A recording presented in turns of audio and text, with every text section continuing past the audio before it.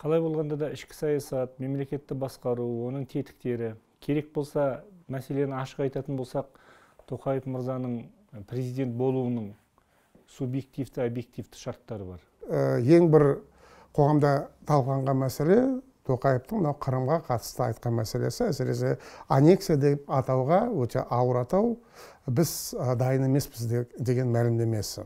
Бұл жайында да түрлі әңгімелер болды. Бір жағынан бәлкім шын мәнісінде осындай дайын емес ортада осындай терминді қолдану бәлкім асығыстық та болған шығар.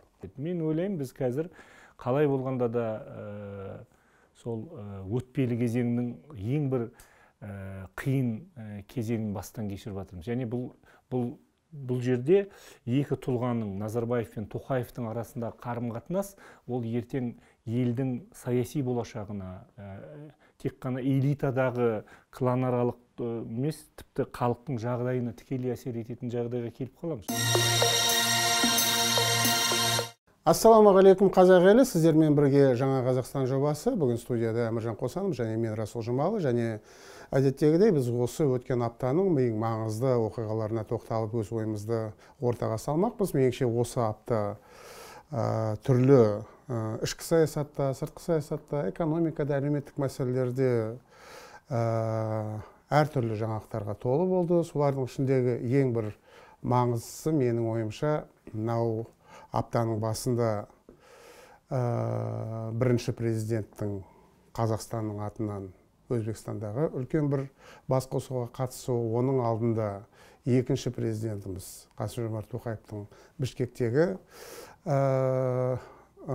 шараға қатысқаны. Бұл төңіректе түрлі ойлар пайда болды, сыни пікірлер, әсіресе мынау қос биліктің басы-қасындағы әңгімелер қайта өрбіді. Бұған меніңше билік орындары қаншалықты өздері бір сылтау берді, немесе жаңағыдай бір жағдай туғызды деген мәселе ғой, сіздің ойыңыз? Меніңше біз қазір бір үлкен жауапты кезеңді бастан кешіп өтіп жатырмыз. Қалай болғанда да ішкі саясат, мемлекетті басқару, оның тетіктері керек болса, мәселені ашық айтатын болсақ, Тоқаев мырзаның президент болуының субъективті, объективті шарттары бар. Әлі де олар келе жатыр. Сондықтан меніңше өз басымына қазір әлеуметтік желіде хайп деген болды ғой, бір сүрініп қалса, немесе бір дәстүрлі бір ойдан пікір, оқшаулы пікір айтылса, қадам жасалса, соны бәрі жабыла кетіп, бір тұрпайы, сондай примитивті деңгейде кетеді. Мен ойлаймын, біз қазір қалай болғанда да сол өтпелі кезеңнің ең бір қиын кезеңін бастан кешіріп жатырмыз. Және бұл жерде екі тұлғаның, Назарбаев пен Тоқаевтың арасында қарым-қатынас, ол ертең елдің саяси болашағына, тек қана элитадағы кланаралық емес, тіпті халықтың жағдайына тікелей әсер ететін жағдайға келіп қаламыз. Сондықтан мен бұл жерде салиқалы, сабырлы әңгімеге шақырар едім. Егер де шынымен де қазір транзиттің өзінде де біз Назарбаев пен Тоқаевтың факторларын ескеріп отырсақ, бұған біз объективті баға беріледі деп ойлаймын. Әрине, мына көзі тірі президенттің орнына тұңғыш президент барды, онысы несі деп Тоқаевты әжуалауға да мен қарсымын. Өз басым, азамат ретінде. Өйткені меніңше президент қазір жәймендеп, Тоқаев қалай болғанда да құқықтық, саяси, моральдық, психологиялық, легитимді болу үшін бәрін жасап жатқан сияқты. Әрине, кейбір ана жолы біз хабарда сынадық, яғни тапсырмасы беріледі, ол орындалмайды, немесе орындалса да оның өзі халықтың көңілінен шықпайды. Бұл жалпы процесс. Егер де Тоқаевтың орнына басқа біреу келіп сол әңгімені айтпағанда, латифундистер туралы, олигархтар туралы, латын қарпі туралы, мұғалімдер туралы, сондай оң, позитивті ойды айтпағанда біз не істер едік деген ой туады. Сондықтан меніңше сыртқы саясат, ішкі саясатта болып жатқан оқиғаларда сол мына қос билік деп, жұп билігі дейді, әртүрлі айтып жатыр ғой. Соның өзінше меніңше соған біз стратегиялық қазақ қоғамының, Қазақстан болашағының егерде түп негізін, іргетасын жоғалтып алмайық десек, сондай бір объективті көзқарас керек. Әрине, қалай болғанда да қос билік туралы әңгіме болады. меніңше жаңағы билік оған сылтауды бермеу керек. Еш нәрсесі жоқ. Егерде тұңғыш президент өзі барып кездессін, Мирзиёевпен болсын, басқасымен болсын, бірақ президенттер кездесіп жатқан кезде жоқ, Қасым-Жомарт Кемелұлы сіз барыңыз, президенттермен бірге сөйлесіңіз десе де несі айып. Сондықтан меніңше бұл жерде әлі де бір-біріне, бұған дейін біз енді бір президент, супер президенттік мемлекет болдық қой. Екінші жағдайда екі тұлға тұрған кезде қалаймыз ба, қаламаймыз ба, тіпті қауіпсіздік кеңесінің төрағасы болмаса да Назарбаев фактор ретінде тұрады. Өйткені бүкіл элита, бүкіл қабылданған экономикалық, әлеуметтік шешімдер, оның бәрі соның тұсында қабылданды. Тоқаев сол саясаттың бірізділігі туралы айтты, ол келіп мен өзгертем деп айтқан жоқ қой. Сондықтан бұл жерде мен көп жағдайда кейбір басылымдарды қарап, сол екеуінің ортасына от салушылар бар ма? Сынақ аққысы бар ма? Мысалы, егерде Тоқаев бір жақсы қадамға барып, қоғамның көңілінен шығып атса, ана жақтан біреу түртпелеп кітапханаға барып көрдіңіз ба? Мынау имидж жинап жатыр, өзінше рейтинг жинап жатыр деп от салып жатқан жоқ па деген әңгімеге келеміз. Бірақ қалай болғанда да 90 ауыз сөздің тобықтай түйіні, президенттің аты президент, оны Назарбаевтың өзі де айтып жатыр. Президент ол институт. Президент осыдан 4 жылдан кейін қайта сайланады. Ол сайлануға Тоқаев қатыса ма, қатыспай ма, Тоқаевтың саясатын одан әрі жалғастыра ма, оппозициядан кім шығады? Меніңше қазірдің өзінен біз демократиялық күштер соны ойлануымыз керек. Өзіңіз айтып кеткен мына өтпелі кезең менің ойымша ертелі ме кеш пе ол аяқталады. Бұл бір жылдың мәселесі ме, 2-3 жылдың мәселесі ме?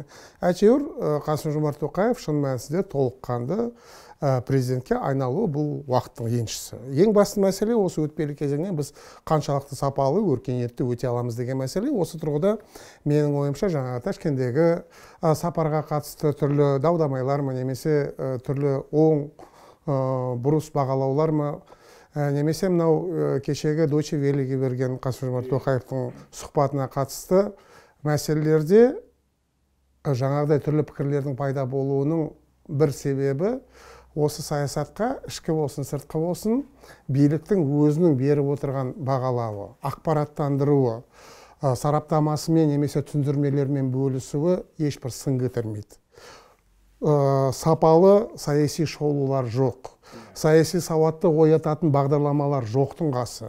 Я болмаса үстіртін. Әрине осындай жағдайда түрлі жаңағыдай саяси маңызды, қызықты тақырыптар әлеуметтік желілерге тарайды да, ол жерде жақсы бағалаулар болады. Бірақ сонымен қатар енді эмоцияға салынған, ойбай бітті, ойбай құртты, сатып кетті деген бір ашу ызаға салыну ондай да бар. Сондықтан меніңше бірден бір жолы биліктің өзінің орындары, немесе тәуелсіз ақпарат тарату тетіктері қолға алынатын болса, әсіресе мынау дәстүрлі баспасөз дейміз ғой, бірінші кезекте теледидар, осындай көптеген әңгімелер болмас еді. Ташкенттің өзіне қатысты. Енді біреу білсе, екінші білмес, осы халықаралық жиынға 5 орталық Азия басшылары бас қосқан, соған Нұрсұлтан Назарбаевты арнайы Өзбектің басшысы Мирзиёев шақырды.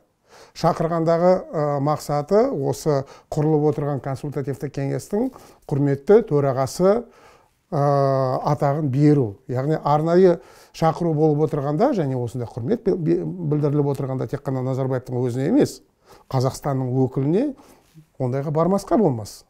Және осы басқосуға енді тұңғыш президентте, қазіргі президентте екеуі баратын болса, бұл қайта жөнсіз. Және халықаралық тәжірибеде, дипломатиялық кездесулерде президенттің орнына кей кездері премьер-министр болып барып жатады, вице-президент барады, сыртқы істер министрлігі болады, бір қалыпты жағдай. Жаңа қайта хайп мәселесі де.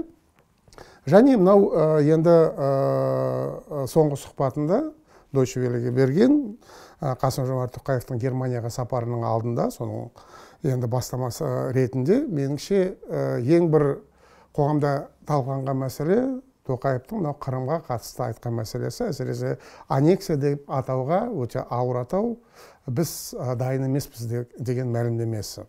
Бұл жайында да түрлі әңгімелер болды. Бір жағынан бәлкім шын мәнісінде осындай дайын емес ортада осындай терминді қолдану бәлкім асығыстықта болған шығар. Әсіресе осындай терминді немесе осындай мәлімдемені өзінің жаңағыдай арам пиғылдарында Ресей ертең пайдаланып кететіні. Бізді Қазақстан Қырым мәселесі бойынша қолдап отыр екен. дәл соған сендіруге тырысатыны онысын қазірдің өзінде істеп жатыр. Сондықтан бәлкім осыны ойластыру керек пе алдын ала. Бірақ аннексияның өзіне қатысты терминнің өзін мысалы Украинаның ресми орындары қолданбайды негізінен. Себебі аннексия деген нені білдіреді? Аннексия сол белгілі басқа елдің аумағын өзіне қосып алып, өзінің құрамына кіргізді деген мәселе Украинаның оны мойындап отырған жоқ.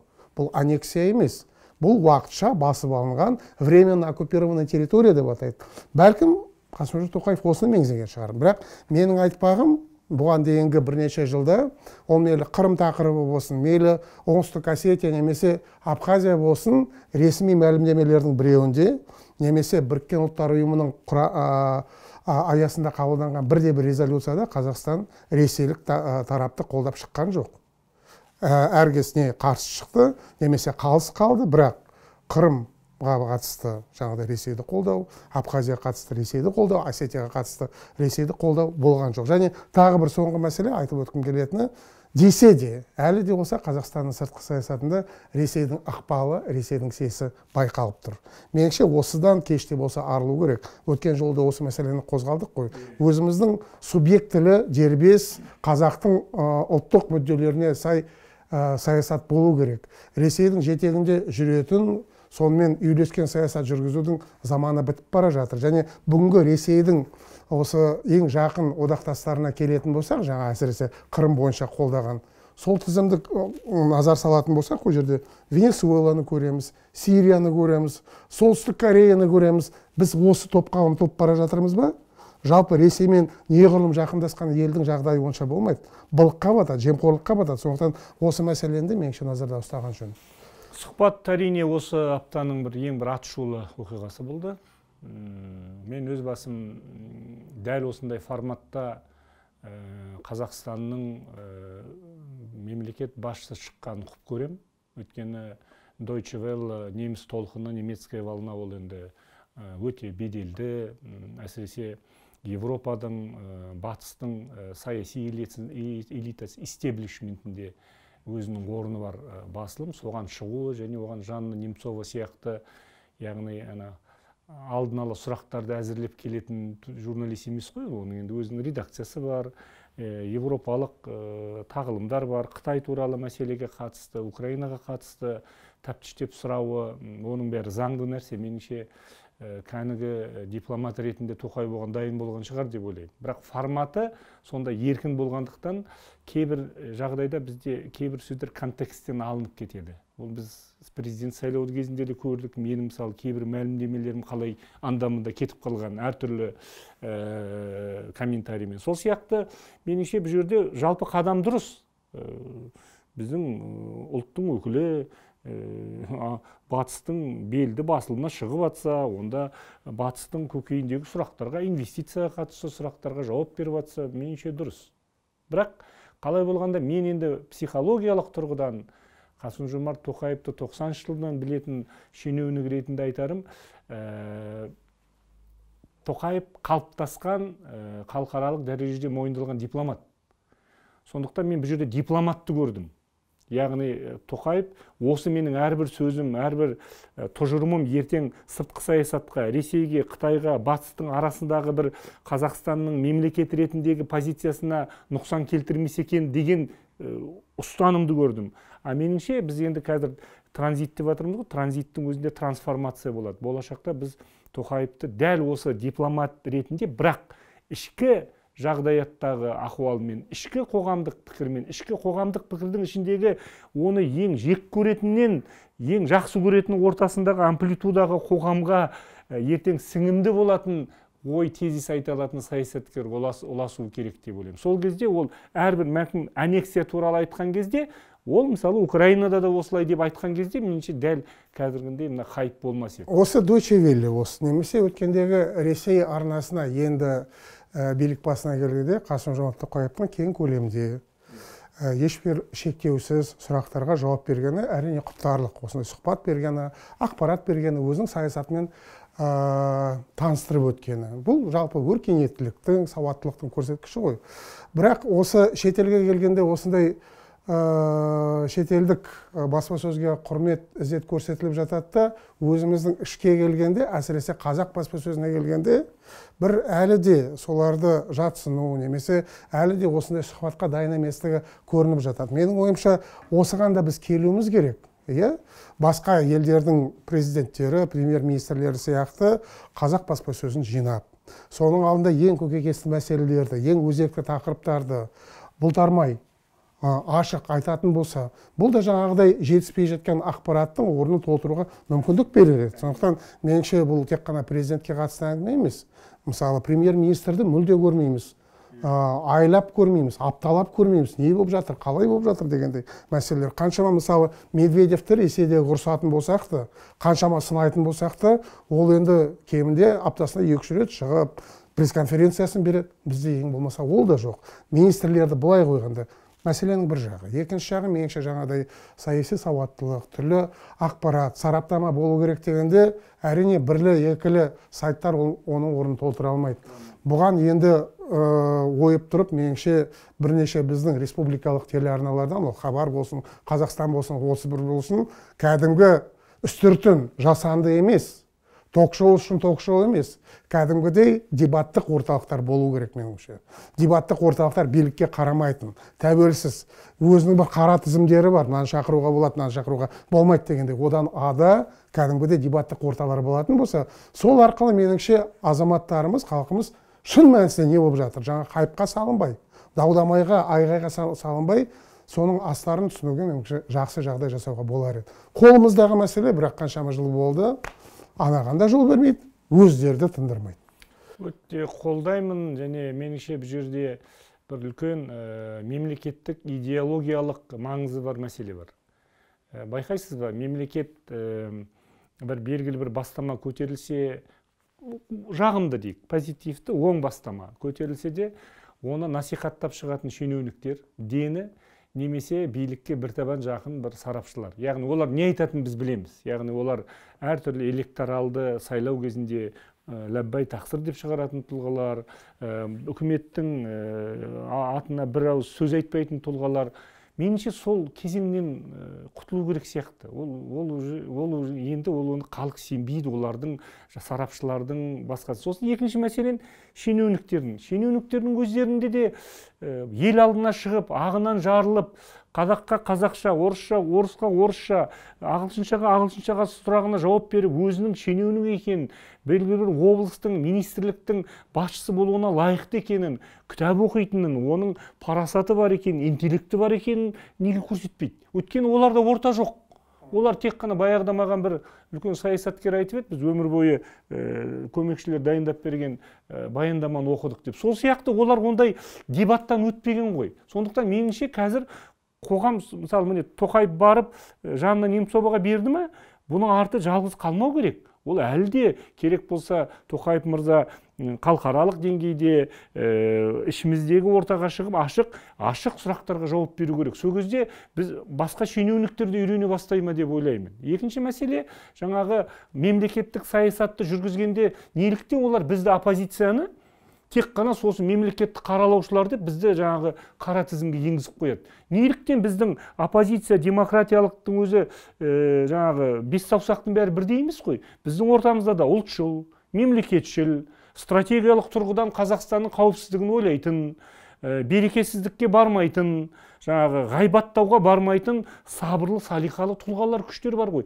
Неге соларды пайдаланып, солардың ойын, сол идеяларды қолдай отырып, сонымен бірге сын айтып, сонымен бірге уәж айтып, мәселен, сол бағдарламаны 25-ші жылы бітіремін десе, біз неге 22-ші жылы бітірмейді деп неге айтпасқа? Одан барып режимнің іргетасы құлап қалмайды ғой. Меніңше қазір әрине Тоқаевтың мына ұлттық келісім жаңағы кеңесін құруы ол оң қадам, бірақ соның ар жағы нақтылана түсу керек. Сондықтан өзіңіз мүшесі, Айдос бауырымыз мүшесі бар, кеңес жақында өзінің бір анонс берді ғой, жиын өтсе. Мен үлкен үміттеніп отырмын содан. Өйткені қазір қалай болғанда да Тоқаевтың қимыл әрекетінде де, сөзінде бір бірізділік, мен, президент, мен шештім деген бір жақсы уәждер пайда болды. Оны мен жақсы тенденция. Әрине мен супер президенттік билікке қарсы демократпын.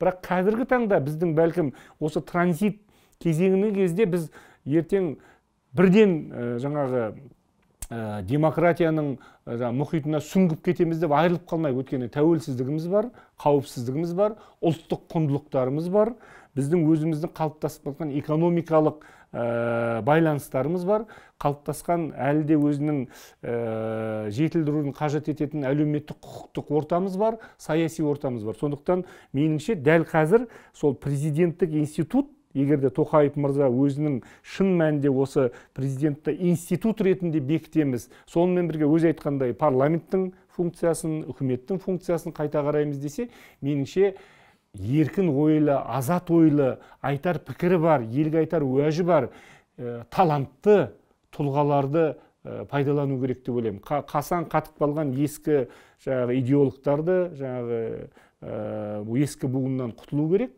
Қазір жастар, әлеуметтік желіні қараңыз, қазіргі жастар аренаға шығып жатыр. Олар керек болса бізден 10 есе, 100 есе білімді болуы мүмкін, өйткені олардың оқыған-тоқығаны мол.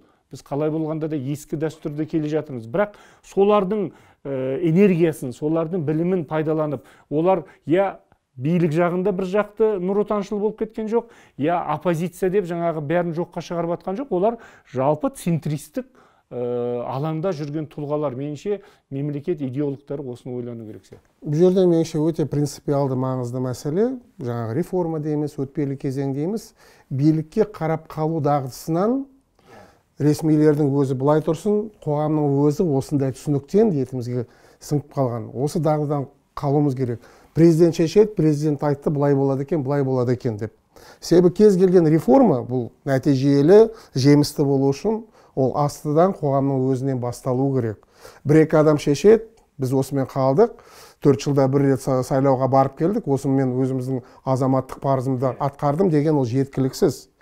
Осындай талап болу керек. Рас, Қасым-Жомарт Тоқаев Ақорда қазір жақсы бір мәлімдемелер жасап отыр.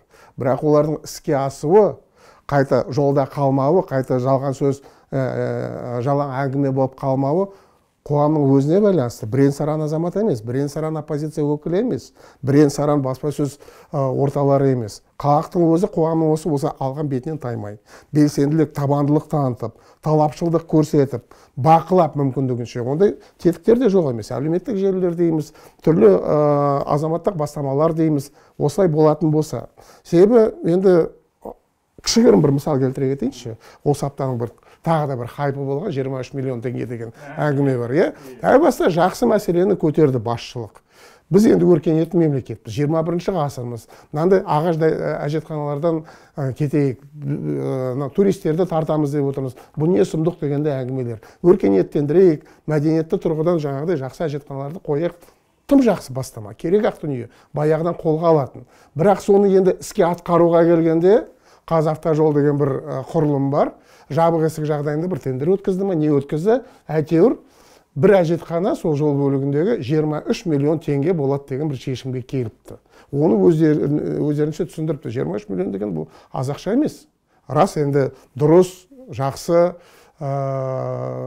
жаңағыдай орын болу үшін ақша шығару керек шығар. Бірақ 23 миллион деген қазіргі нарықтық бағамен бұл керемет 2 этажды вилланың ақшасы былай қарағанда.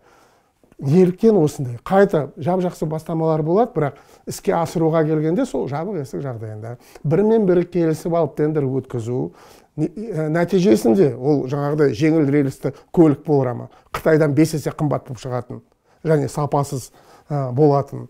Немесе жаңағыдай әжетхана бола ма, 5 есе 10 есе батыстан қымбат. Жаңағыдай тас жол бола ма, Американың жолынан сапасы әлдеқайда төмен, бағасы шарықтап тұрады. Неліктен? Бұның барлығына атауы біреу ғана, жемқорлық. Бұл жемқорлықты қалай алдын аламыз? Енді әрине ең негізгі айтылатын уәж билік өкілдеріне, бәлкім президентке, үкіметке болар. Бірақ сол орында, соны суретке түсіріп, соның артынан жүріп, сотқа беріп, соны ашық жариялап істейтін болса, ол да бір үлес болар еді деген әңгіме де. Мен осы жерде бір сіздің сөзіңізге, өзіміздің сөзге бір түйін айтқым келеді. Жаңа президент қызмет жасап жатыр. Пәленше уақыт өтті. ана жолғы біз айтқандай көңілге қонымды, көкейге қонымды, көңілге жағымды позитивті идеялар айтылды. Бірақ осы бастан оның орындалмай айтқан сізде бізде айтып жатырмыз, өзі де мойындап жатыр. Неге? Меніңше бұл жерде уақыт өте өзінің бүкіл функциясын меңгере түскеннен кейін Тоқаевтың алдында үлкен бір дилемма туады. Ол дилемма былай. Ескі жүйені ескі әдістермен жаңалату мүмкін емес. Өйткені о бастан ол енді Нұрсұлтан Назарбаевпен болған өзара келісімі болу керек, Тоқаевтың өмірлік өзінің ұстанымы болу керек, яғни ол өмір бойы Нұр Отанның мүшесі ғой, енді мына биліктің адептілерінің бірі, яғни бірізділік. Саясат өзгермейді. Біз осы саясатты жалғастырамыз, нұрлы жолды одан сайын нұрландырамыз деген тезис дұрыс емес. Нұрлы жолды нұрландыру үшін тырнақша ішінде халықпен санасу керек. Халықтың пікірін тыңдау керек. Кеше мысалы осы аптада шықты, Алматыда бір арбитражды халықаралық сот пайда болыпты, әділет. Жалған. Сол жұмыс істепті, қаншама үкім шығарыпты. Тіпті кейбір адамдарды жаңағы абақтыдан босатыпты. Соны қазір біз көріп жатырмыз. Ол да осы жүйенің бір жемісі, яғни сот жүйесіндегі құқық қорғау органдарындағы парақорлық, жемқорлықтың жүйесі. Немесе басқа да күнделікті сіздің айтып жатқан әжетханаларыңыздан басқа. Сондықтан меніңше уақыт өте Қасым-Жомарт Тоқаев сол дилемманың алдына келеді. Яғни мен осы тапсырмаларым орындалу үшін өзінің бағдарламасы бар ғой, сайлауалды бағдарламасы. Оны да біз ертең сұраймыз, қайсы бабы орындалып жатыр, қайсы орындалмай жатыр. Сол баптар, жыл сайынғы өзінің жолдауы бар. Оны жыл сайын халық талап етеді, біз талап етеміз, наусыңыз неге орындалмай жатыр. Сол кезде түсінеді. Жүйелік өзгерістер керек. Жүйені өзгертпей, жүйелік конституциядан бастап жүйелік өзгерістер болмай, Тоқаевтың оң тапсырмалары, оң бастамалары жүзеге аспайды. Сосын бұның бәрі оның тапсырмаларының орындалмауы, игі ұрандарының, өзге ұрандарының жүзеге аспауы бәрібір Нұрсұлтан Назарбаев отырған кезде қос билікке алып келеді. Яғни қос билік, яғни Астанаға барған әкімдердің басы қатып жатыр. Бірінші кімге кіреміз? Кітапханаға кіреміз бе? Ақордаға кіреміз бе? Ақордаға кіргеннен кейін кітапханаға барып есеп береміз бе? Әлде керісінше ме деп олардың қазір басы қатып жүр. Сондықтан меніңше біз неден бастадық? Соған келейік. Әңгіменің басында біз қос биліктің әңгімесін бастадық қой, Ташкент мен Deutsche Welle'ны. Меніңше қалай болған кезде біз сол билікте Нұрсұлтан Назарбаев та Қасым-Жомарт Тоқаев та ертең ел ішінде тіпті өздерін көре алмайтын шетелдегі жаңағы олигархтарды айтпағанда, өздерін жек көретін, өздерінің әрбір қадамына сын көзімен қарайтын, қаралайтын, күйелейтін электораттың өзі қос билік туралы айтпайтындай қызмет атқару керек. Қос билік туралы айтуға сылтау бермеу керек. Яғни әрбір қадамымыз біз қалай болғанда да енді президенттік институтты нығайтуға келеді. Яғни Тоқаев мырза отырған. Екіншіден сол президенттік институтты нығайту біздің мына парламенттің, үкіметтің, сот жүйесінің сөз бостандығына өзінің салқынын тигізбеу керек. Біз ертең осы қос биліктен құтыламыз, ол үшін біз президент жағында болуымыз керек деп, ертең біз өзіміздің осы күнге дейін жинап берген демократиялық құндылықтарымыздан айырылып қалмау керек деп ойлаймын. Енді кез келген билік өз халқына лайық болады деген енді белгілі сөз бар ғой, иә. Сондықтан әрине белгілі бір дәрежеде қазіргі біздің осы Қазақстандағы жағдай түрлі енді былықтарымыз бұл тек қана бір-екі шенінің, бір-екі өте жоғары дәрежедегі мансап иесінің жауапкершілігі ғана емес. Айналып келгенде бүкіл қоғамның жауапкершілігі деп атар едім, е. Және жаңағы қазір өтпелі кезең деп отырмыз, реформа деп отырмыз. Реформа болғанда кез келген билік, ол керемет адал, керемет ақылды болсын, тәжірибелі болсын, өз еркімен өзінің билігін үлестіріп бермейді. Өзінің монополиясынан бас тартпайды. Тек қана мәжбүрлі болған жағдайда, қоғам оны талап еткенде, қоғам табандылық танытқанда барып мәжбүрлікпен осы қадамға барады. Ендеше қоғамның өзі осындай түсінікке келу керек. Кезіндегі анау Америка құрама штаттарының президенті Кеннедидің айтқаны бар ғой, мемлекет саған не істеді, сен оны сұрама, сен мемлекет үшін не істедің дегендей мәселе, қоғам үшін не істедің деген мәселе. Сондықтан менің ойымша жаңағыдай белсенділік мәселесін, табандылық мәселесін тек қана бірен саран саясаткерлерді кінәлап немесе соларға жауапкершілікті артып қана қоймай, әркім өз деңгейінде. Мәселе қайта, митингке шық деген әңгіме емес, заң бұзушылыққа бар деген әңгіме емес, бірақ өз деңгейде әлеуметтік желі арқылы, азаматтық белсенділігі арқылы, қазақ тілінің аясын кең ету арқылы, басқа да шаруалар арқылы жасауға болады. Және көріп отырғанымыздай жер-жерде жастардың шығып жатқаны, жаңағыдай бір топ құрамыз, партия құрамыз деп жатқаны, соның көрінісі соған дем беретін болса, айналып келгенде айналдырған 18 миллион халықпыз. Осы жердегі Қазақстандағы қазақтың бір-бірімен бөлісері жоқ. Барлығымызда арманымыз бір тұтас, егемен, тәуелсіз, әділ, демократиялық Қазақстанға жету. Тактика әрқалай болуы мүмкін, мақсат біреу. Сондықтан осы жерде бір-бірімізді қараламай, жік-жікке бөлінбей, жаңағыдай ананы мұнаны айыптаудың орнына жаңағыдай ортақ құндылықтардың арасына бас қосып, жаңағыдай жастар партия құрамыз десе, соларға бір қолғабыс жасап, қолдау көрсетіп, жаңағыдай көпбалалы аналар бір қозғалыс жасап жатқанда осындай өзіміздің азаматтық жауапкершілігімізді көрсететін болсақ, оның өзі бірталай шаруа. Әбеке, енді уақытымыз тақап қалды. Bir қосарыңыз бар ма? Келесі әңгімені келесі аптаға қалдырайық. Сөйтейік, енді уақытымыз осымен тәмам. Бүгін сіздермен бірге болған Әміржан Қосанов және мен Расул Жұмалы. Келесі аптада көріскенше сау саламатта болыңыздар.